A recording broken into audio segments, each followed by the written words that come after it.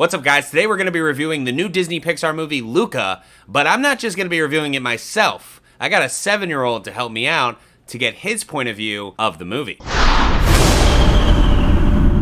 We're here with my son, Draven. He is 7 years old. He'll be 8 soon, to give you a little bit of perspective of who he is, and what he thinks about Luca. Because we want to get the opinion of someone who's more likely going to be watching this movie, right? You want to know what the kid thinks of the movie and what he got out of it, because it's going to be very different than what me or you is probably going to get out of it. So what was your favorite part in the whole movie, Draven? When I have 2 parts that I like. Okay. Where he was like, air. And when Luca did it, the bug went in his mouth and he did this. Air! And the other part where he said, take me, gravity, or something. He fell on the ground. Mm-hmm. I like that one. You like that part too? And he was like, Gravity, also known as falling! So you like the comedy relief scenes, right?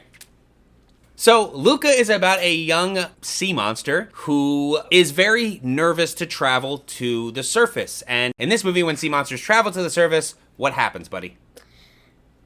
they turn into humans.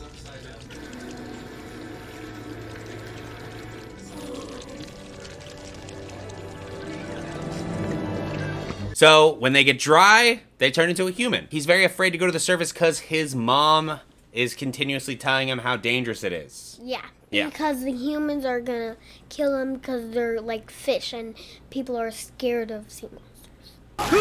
What is that? They're here to do murder. In the movie, Luca's scared because his mom always tells him that stuff, but there is a longing to go to the surface, and that shows in some daydreaming that he had. And then what happens? He meets Alberto, right? Yeah. And what does Alberto do?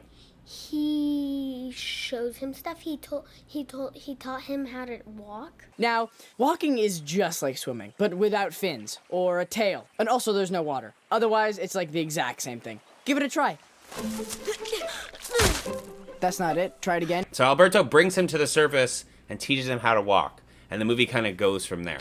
Yeah. This movie, in my personal opinion, actually, before I say my personal opinion, why don't we say Draven's personal opinion? It's a good movie, right? It's a really good movie. It's a really good movie. How would you rate the movie from 1 to 10? 10 being the most amazing movie you've ever seen, and 1 being the worst movie you've ever seen. And let's say like 5 is average, and 6 is like okay, and 7 is good, and then 8 is like really good, and 9 is really, really good, and 10 is amazing. So which one? 8. 8. So really good? Yes. And you recommend this movie, buddy? Yeah. Okay. Well, you heard it from him. He recommends this movie. Now, I'm going to tell you what I think. So first things first, I do like this movie. I like the setting.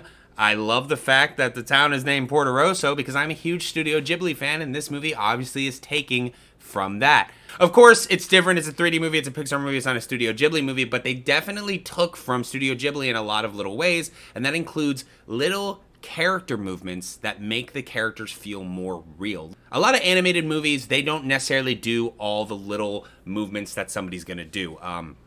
But in this movie, for instance, there's a scene where the characters need to run away from the bad guys at one point. Yes. Because the bad guys are about to maybe attack them or hurt them or something, and Luca is slowly reaching for something that he dropped on the ground before he runs away. Now, in a lot of animated movies, I would feel like even if he dropped the thing on the ground, he would run away and he would just have it in his hands. And you'd put two together, obviously, saying, okay, yeah, he probably picked it up, right?